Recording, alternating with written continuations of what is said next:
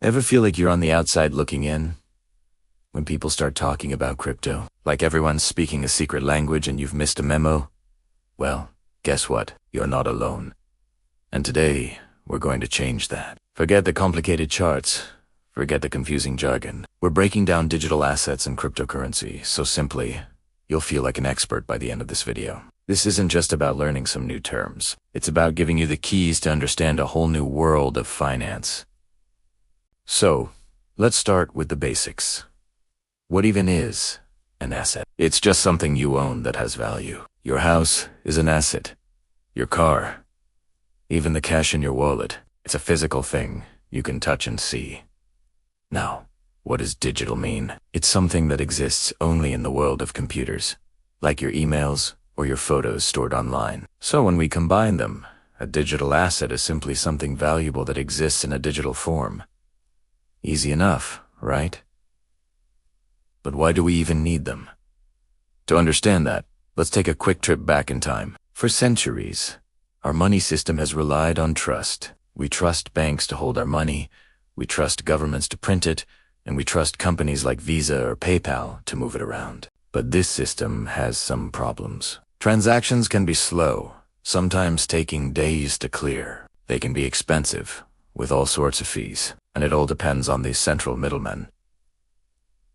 These intermediaries. What if there was a way to do all this without them? That's the core problem that digital assets, and specifically cryptocurrencies, were created to solve. The big idea was to create a system where two people could exchange value directly, instantly, and securely, without needing a bank in the middle. Imagine sending money to a friend on the other side of the world, and it arrives in minutes, not days, with a tiny fee. That's the promise. This new way of thinking about money paved the way for something revolutionary. Now, let's get into the heart of it. What exactly is a digital asset in this new world? Think of it like this. A digital asset is a secure, digital representation of value or ownership. This can be almost anything. It could be a digital version of a dollar, a piece of digital art, or even a token that represents a share in a company. The possibilities are huge. Cryptocurrency is a specific, and the most famous, type of digital asset. The crypto part comes from cryptography, which is the science of secure communication. It's what makes these assets incredibly difficult to counterfeit or hack. At the core of almost every cryptocurrency is a technology called the blockchain. So what's a blockchain? Let's use an analogy. Imagine a public notebook that everyone in a network can see. Every time someone makes a transaction, like sending money, a new entry is written into this notebook. But here's the magic. This notebook isn't stored in one place. Copies of it are spread across thousands of computers all over the world. This is what we call decentralization. Because everyone has a copy, it's almost impossible for one person to cheat the system. To change a transaction, you'd have to hack thousands of computers at the exact same time, which is practically impossible. Each new page of transactions, called a block, is mathematically linked to the previous page, forming a chain. This chain is permanent and unchangeable. So, the blockchain is essentially a super secure, shared, public ledger that's not controlled by any single company or government. It's a system built on math and code, not on trusting a middleman. This is what gives cryptocurrencies their security and transparency. When you hear crypto, you probably think of Bitcoin. Bitcoin was the very first cryptocurrency, created in 2009.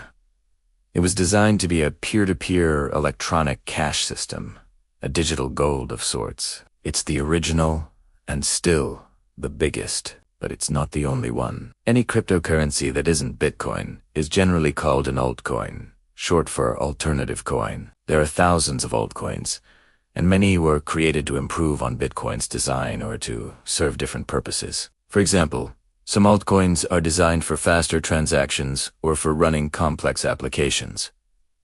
Think of it like this. If Bitcoin is the first ever car, like a Model T, altcoins are like all the other cars that came after sedans, sports cars, trucks each built for a specific job. Then you have another type of digital asset you've probably heard of, NFTs, or non-fungible tokens. This sounds complicated, but the idea is simple. Fungible means something is interchangeable. $1 bill is the same as any other dollar bill. They're fungible.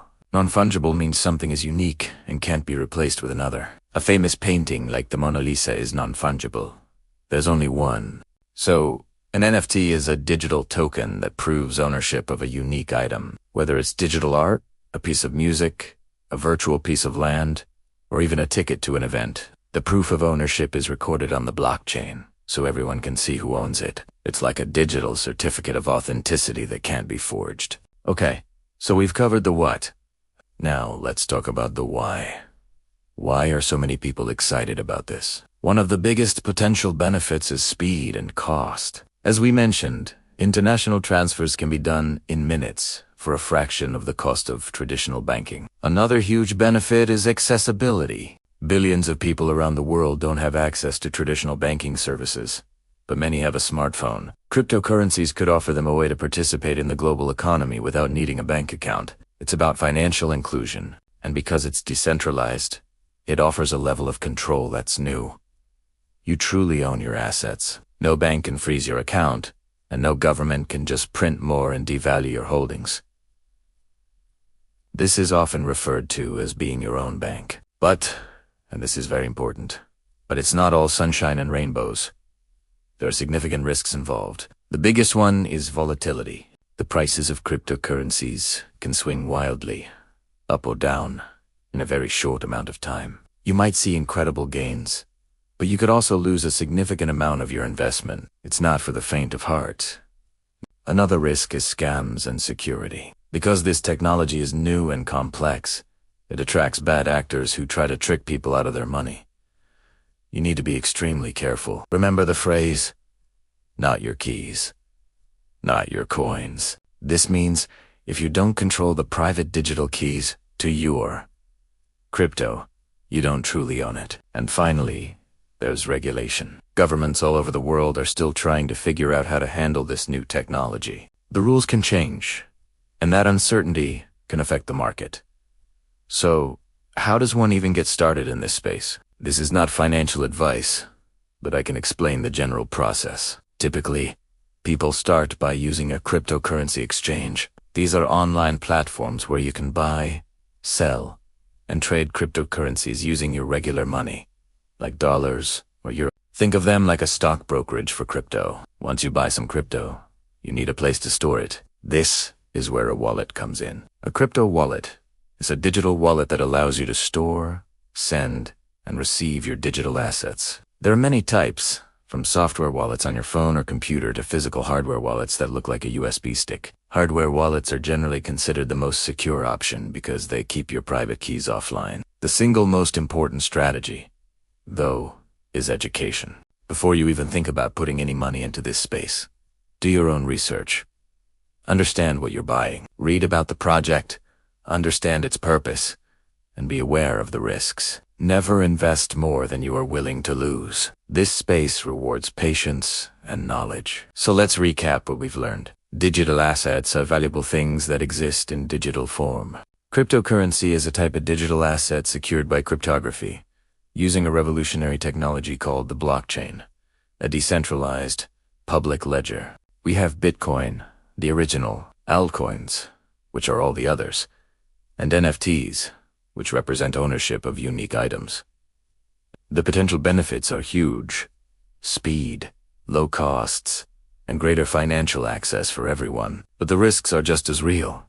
Extreme price volatility, the threat of scams, and an ever-changing regulatory landscape. The most powerful tool you have is knowledge. Understanding the fundamentals is your best defense and your greatest advantage. We're standing at the edge of a major shift in how we think about money, ownership, and value. It can seem overwhelming, but by breaking it down piece by piece, it becomes understandable. This isn't just about technology. It's about empowering yourself to navigate the financial future. I hope this has cleared things up and made the world of crypto and digital assets feel a lot less intimidating. The journey of learning in this space is ongoing, and this is just the beginning. If you found this guide helpful and want to continue learning with us, make sure to hit that subscribe button and ring the bell so you don't miss our next video. And I'd love to hear from you. What's the one thing that still confuses you about crypto? Let me know in the comments below. Thanks for watching, and I'll see you in the next one.